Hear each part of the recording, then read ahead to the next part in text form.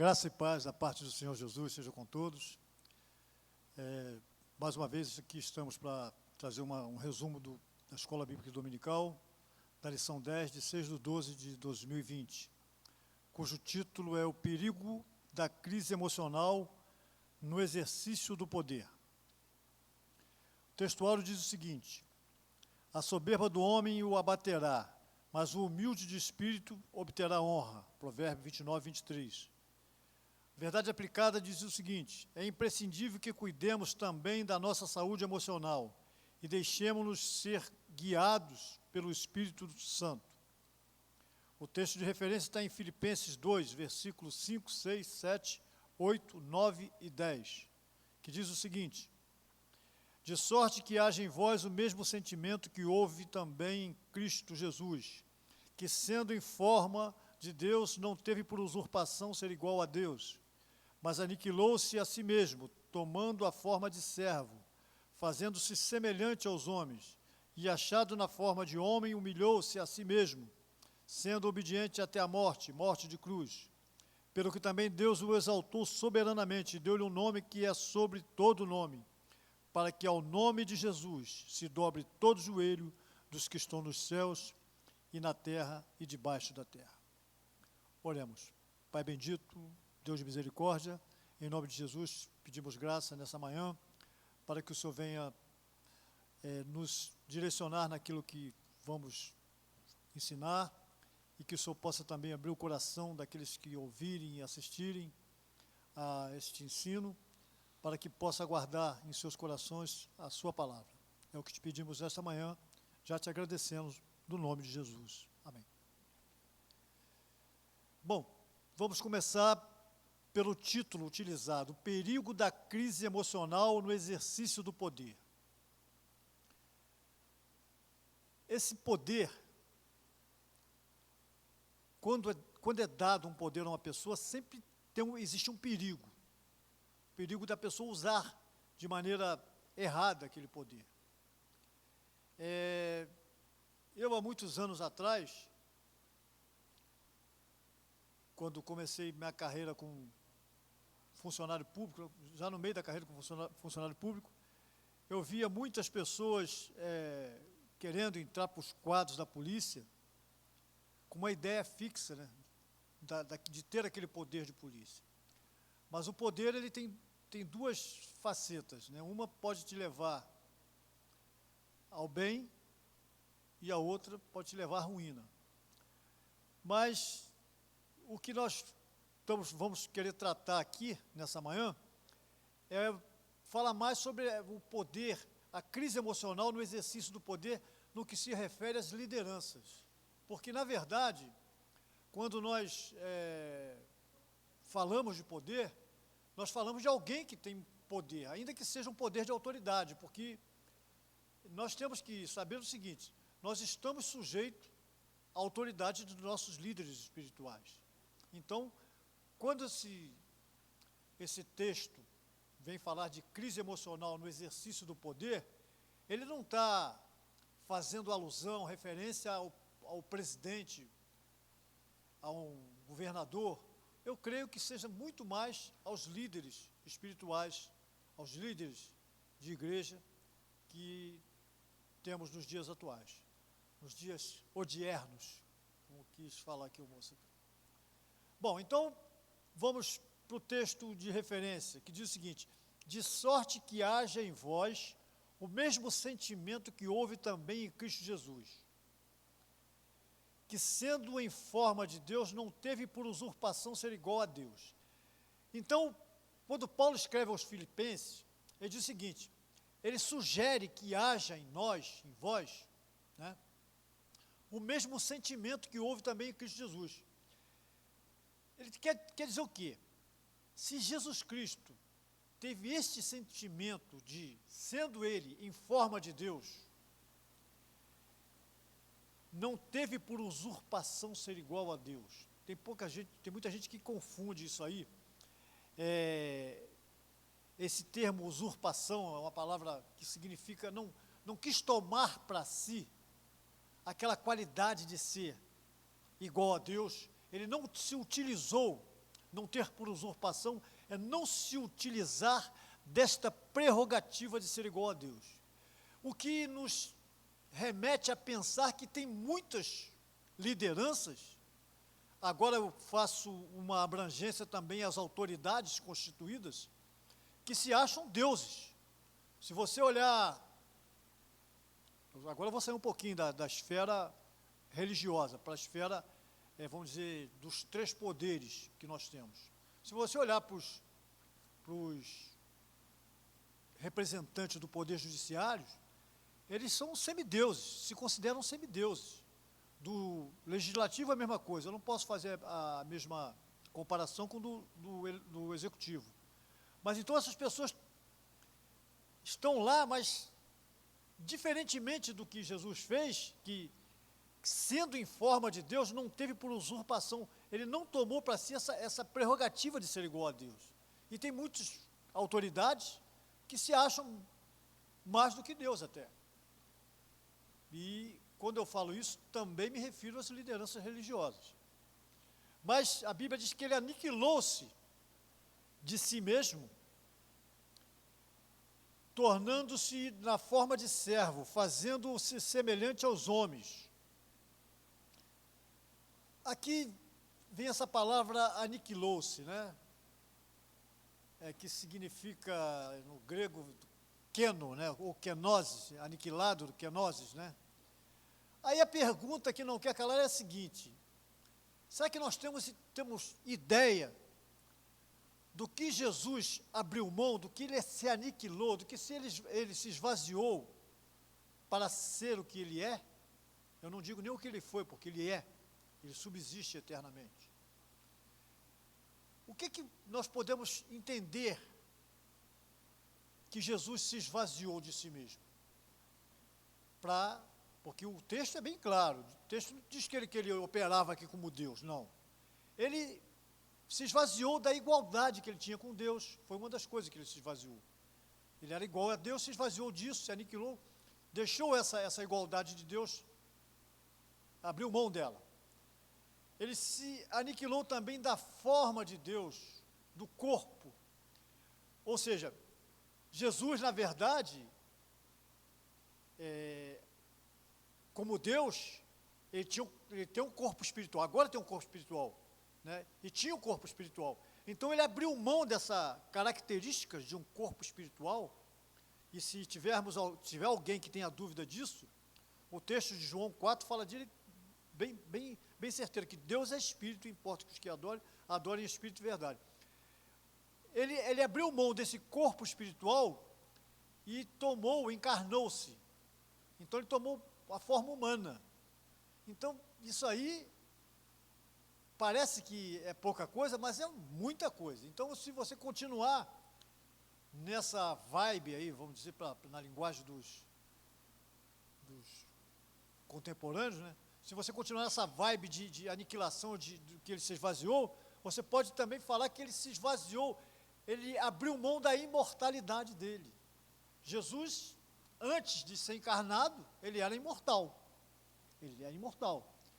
Ele foi encarnado, morreu, ressuscitou e vive eternamente. Então, mas para ele vir como homem, ele abriu mão da imortalidade. Ele abriu mão também da glória que ele tinha lá desde a fundação do mundo, né? Com o Pai, desde a fundação do mundo. De sua autoridade no reino espiritual, nos céus e na terra, ele abriu mão disso. Mas nós vemos que ele tem autoridade. Não, tem autoridade, mas isso aí é um outro aspecto que nós vamos ver na passagem que está em Atos 10:38. Então ele tinha autoridade nos céus e na terra, mas ele retoma essa autoridade a partir do momento que ele ressuscita.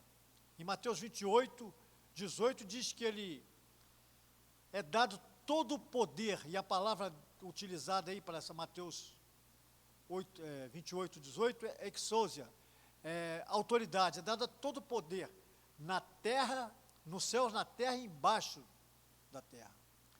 Então, ele retomou isso após a sua ressurreição.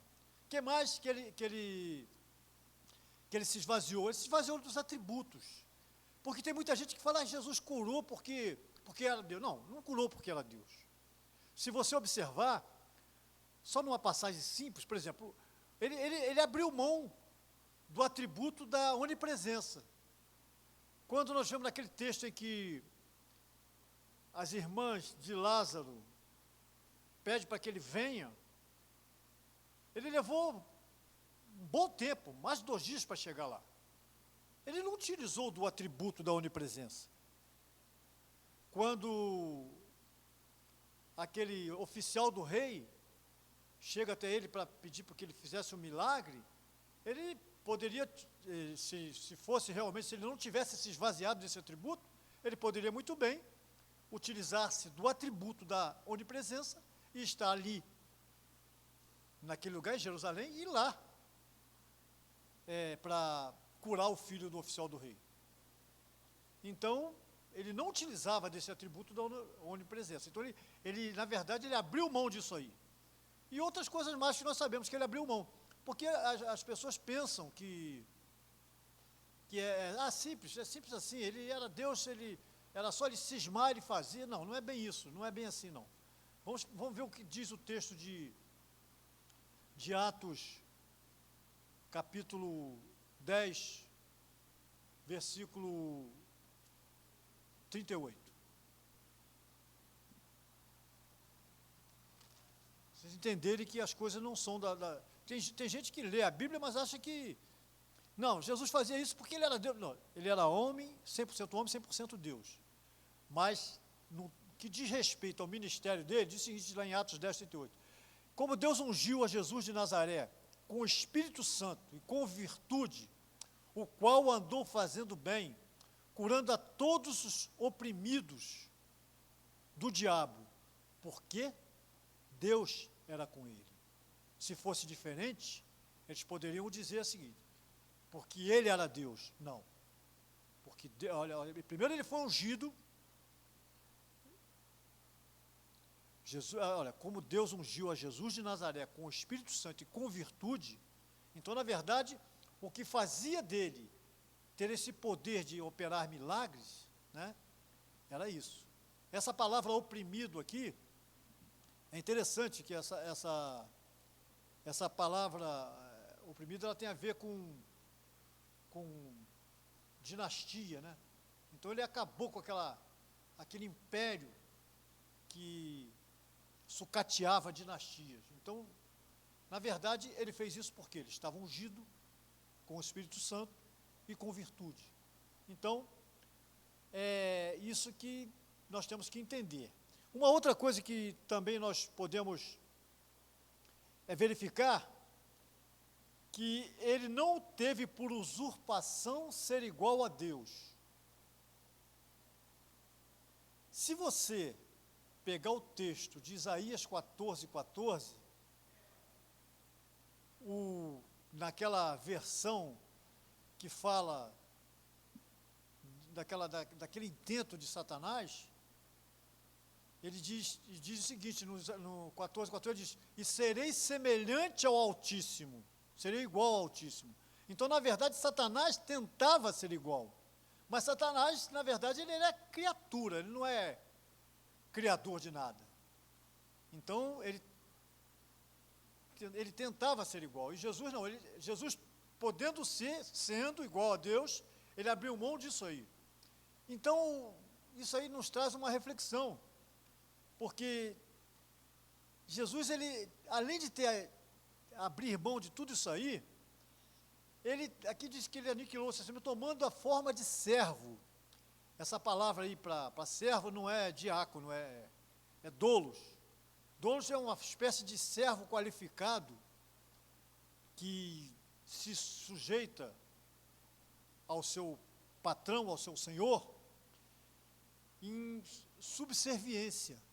Então, é uma obediência qualificada. Então, na verdade, ele voltou, se fez servo, né, nessa qualidade de um servo sujeito e subserviente ao seu Senhor, sendo obediente até a morte e morte de cruz, pelo que também Deus o exaltou soberanamente e deu o nome que é sobre todo nome. Ou seja, Na verdade, tudo isso aconteceu, depois ele ganhou, ele recebeu um nome que está sobre todo o nome. Então, tem muita gente que confunde, usa o nome de Jesus de maneira errada, outros utilizam-se da frase, utilizando o sangue de Jesus também de maneira errada, mas não vamos entrar nesse pormenor, porque nós vamos perder tempo. Vamos lá, aqui no capítulo 1, logo no texto, no cabeçalho aqui, diz o seguinte: a tentação por busca de poder. Realmente existe uma tentação por busca de poder. Aliás, existe uma falácia de que, isso no que diz respeito às lideranças religiosas, de que toda liderança religiosa, ela, quando cai, ela cai por 3 motivos. Um desses 3 motivos: por busca de poder, ou usar o poder de maneira errada, por dinheiro, ou pela terceira via, que é o adultério. São as três vias satânicas que acabam com a vida de grandes lideranças espirituais. Nós conhecemos aí muitos líderes americanos, pastores brasileiros também, né? Não precisa citar nomes, que caíram pelo poder que tinha e porque utilizou mal aquele poder. Ele achava que aquele poder dava a ele o direito de ter todas as coisas. Como aconteceu com Davi. Davi estava bem no trono, era rei, estava achando que podia tudo, inclusive tomar a mulher do oficial dele. Porque, na verdade, a pessoa, quando está muito lá em cima, lá no poder, bem lá em cima, acontece conforme acontece conosco aqui. Quando nós estamos numa altitude bastante elevada, nós temos deficiências em 2 sentidos: na visão e na audição. O que aconteceu com Davi é que ele não ouviu, ele foi orientado sobre quem era a pessoa que ele estava querendo tomar para si, sobre quem era Batseba. Mas ele não ouviu. Por quê? Assim como nós, nas alturas, temos problemas com a audição, Davi também teve. E nas alturas, na plenitude do poder que ele estava, ele também perdeu a visão. Ele não viu Batseba como uma filha de Israel. Ele não viu como uma mulher de um general dele, de um oficial dele. Ele não viu, ele sabia que ele poderia ter quantas mulheres ele pudesse, porque essa era uma das prerrogativas do rei, de escolher. Não precisava ser aquilo. Mas é a tentação do próprio poder, não só pela busca, mas do próprio poder. Aqui na 1.1 diz que só Deus é onipotente, só Deus pode todas as coisas. E o autor aqui diz: só o Senhor Deus tem o poder de criar, preservar a coisa criada, de governar, de salvar, de julgar, de livrar, de destruir totalmente. Então, o autor faz essa série de possibilidades, essa série de características daquele que tem poder. Aqui no versículo 1.2, no capítulo 1.2, fala do poder absoluto dado a Jesus. Esse eu falei que é lá em Mateus 28, todo o poder no céu, na terra, foi dado para ele, né? Então, mas esse poder que foi dado para Jesus, no capítulo 28, versículo 18, ele se difere do poder que nós vimos em Atos, capítulo 10, versículo 38. Ali ele estava ungido com o Espírito Santo e com virtude, né? E fazia as coisas pelo Espírito Santo. Se você observar o texto de Mateus 3 e de Lucas 4, você vê que em Mateus 3 ele fica 40 dias e 40 noites em jejum e oração. Quando você entra em Lucas 4, ele diz que ele retorna com poder. O que significa dizer? que a fonte de poder dele veio do jejum, da oração e da unção do Espírito Santo. Então é diferente dessa aqui. Essa que ele fala que todo poder foi dado no céu e na terra, já é um prenúncio da segunda vinda dele. Que ele não vai vir mais como cordeiro. Ele vai vir como rei. Então é diferente. Porque Jesus, ele, na verdade, ele reúne 3 ofícios, né? Que nós temos que ter atenção. Primeiro ele veio como profeta, exerceu o ministério profético. Hoje ele exerce o ministério sacerdotal, que é aquele que intercede a Deus pelos homens. Eu aqui faço um parágrafo, um parêntese, melhor dizendo, para dizer que Jesus intercede por nós, ele é um intercessor por nós no céu, mas na terra é um semelhante, é um Deus também, do Espírito Santo, a pessoa do Espírito Santo que intercede por nós na terra, pela igreja, né? Porque a Bíblia diz que o mundo não pode receber o Espírito Santo. Quem recebe são aqueles que aceitaram Jesus. João fala isso. O Espírito Santo que o mundo não pode receber. Então, na verdade, quem intercede por nós na terra é o Espírito Santo. No céu, Jesus. Então tem essa diferença. Porque interessante que se você pegar o texto lá no finalzinho do capítulo, se não me falha a memória, o capítulo 19 de João, quando aquelas mulheres tentam tocar nele, ele impede que aquelas mulheres tocassem nele, porque ele tinha que voltar ainda. Ele tinha que retornar ao céu. Então, hoje ele intercede por nós lá, mas aqui na terra quem intercede por nós é o Espírito Santo. Tá? No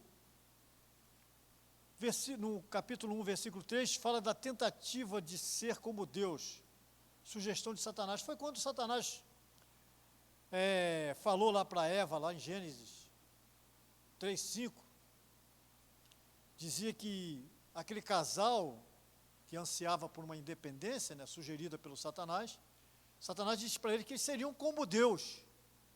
Mas foi só sugestão, né? Satanás faz muita sugestão. O perigo da crise emocional. Porque, como é que funciona? Nós somos, na verdade, essa revista, ela fala muito de doenças da alma, de problemas emocional. E tem pastores, tem lideranças, que têm problemas emocionais graves, gravíssimos. E tem uns que ainda não chegaram a pastores, mas que são separados ou consagrados, como ainda obreiro, e ele tem determinadas doenças emocionais. E ele vai se promovendo, né, ascendendo a determinados cargos, ele sai vamos dizer, de trabalhador, vai para diácono para presbítero, para evangelista, para pastor, ele vai ascendendo, vai subindo. Só que ele não trata de determinadas doenças emocionais. Aí vira pastor, e de repente ele vira um pastor com problemas emocionais sérios. E ele, na verdade, ele não pode nem cuidar dele mesmo, e tem muitos desses que estão cuidando aí de determinados rebanhos, sem que antes pudesse curar a si mesmo, das suas doenças emocionais. Então, aqui o texto, ele fala de um rei chamado Saul, né? Aqui no 2, ele vai falar o caso de Saul, que a história de Saul está registrada lá em 1º livro de Samuel. Aliás, o 1º livro de Samuel fala muito de Saul, e fala do reinado de Saul, o 2º livro de Samuel, do reinado de Davi. Aí ele fala que Saul começou bem. Saul tinha virtudes, né? Era alto, bonito, o que a Bíblia diz, não sou eu que estou falando, não. Capítulo 9 de 1 Samuel, você vai ver isso aí. Era bonito, alto, forte, era de uma boa família. A Bíblia diz que ele era tão alto que o mais alto em Israel batia nos ombros dele. Ele tinha tudo isso aí, mas estava no ministério à procura de jumentas, né? O problema dele a diferença dele com Davi é o seguinte, o ministério dele era sair atrás de jumentos, e Davi era proteger ovelhas. Então, tem uma diferença gritante nisso aí. Mas o Saul não tinha, você vê que ele de vez em quando ele ficava lá endemoniado.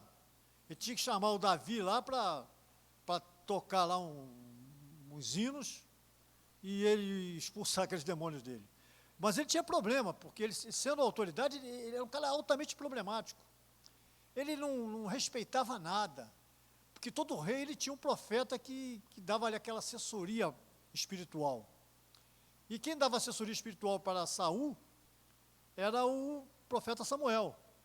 Mas ele não atendia Samuel. Samuel falava, vamos sacrificar 7 dias, ele não esperou. Davi era um rei impaciente, Saul era um rei impaciente. Ele tinha problemas sérios com cumprimento de coisas espirituais. Ele fala assim, olha, não faça isso, olha, Deus deu uma ordem através do profeta Samuel para dizimar os amalequitas.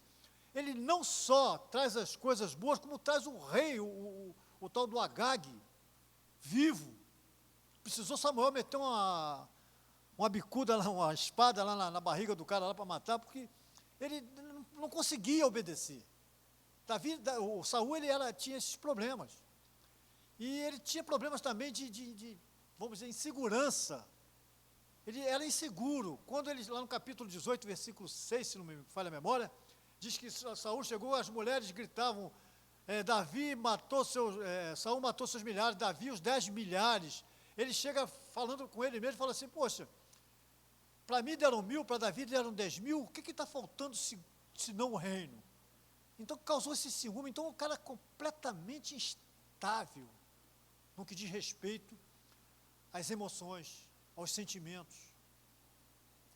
Mas o texto de referência nos orienta que é necessário que haja em nós o mesmo sentimento que havia em Jesus.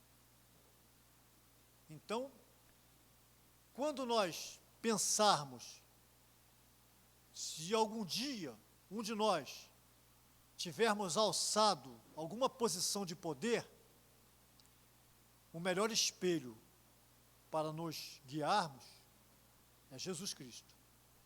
Você vê que Paulo também era uma liderança e conhecia bem disso, mas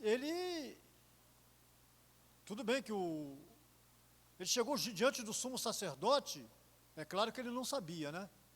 Ele estava tanto tempo afastado daquele métier que ele não sabia. Ele chamou o sumo sacerdote de parede branqueada. Aí teve alguém que deu um catuque nele, ô Paulo, o negócio é o seguinte, o cara é sumo sacerdote, como é que você está falando com ele assim? Aí ele foi e se redimiu, mas ele tinha consciência do que ele era. Apesar de fazer o que ele fazia, Paulo era bastante humilde, né, que ele chegou a se considerar o mais miserável, o menor dos apóstolos, e a gente sabe que não é, né? A gente sabe que ele foi um dos maiores, se não o maior, né? Então, a sugestão, a orientação,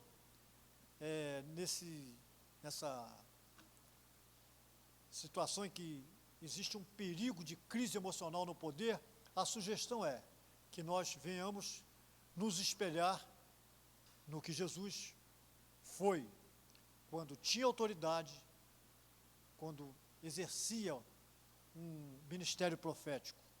Ele se despiu de tudo que tinha, se aniquilou, se esvaziou de tudo que tinha, para tomar a condição de servo. Se humilhou e chegou até a morte e morte de cruz. Foi condenado à morte e morte de cruz, que era uma das mortes mais vergonhosas naquela época. Há quem diga até que de tanto ladrão que morreu naquele tempo, que faltou madeira para fazer cruz, né? Mas então é isso, meus irmãos, está acabando o meu tempo. A sugestão que deve ficar é que nós não tenhamos o espírito de Satanás, que tentou ser igual a Deus. Não deixemos nos levar pela sugestão que Satanás fez a Adão e Eva, dizendo que eles seriam independentes e que também seria igual a Deus, mas que venhamos, sim, seguir a orientação de Jesus. Assim eu agradeço a oportunidade, em nome de Jesus.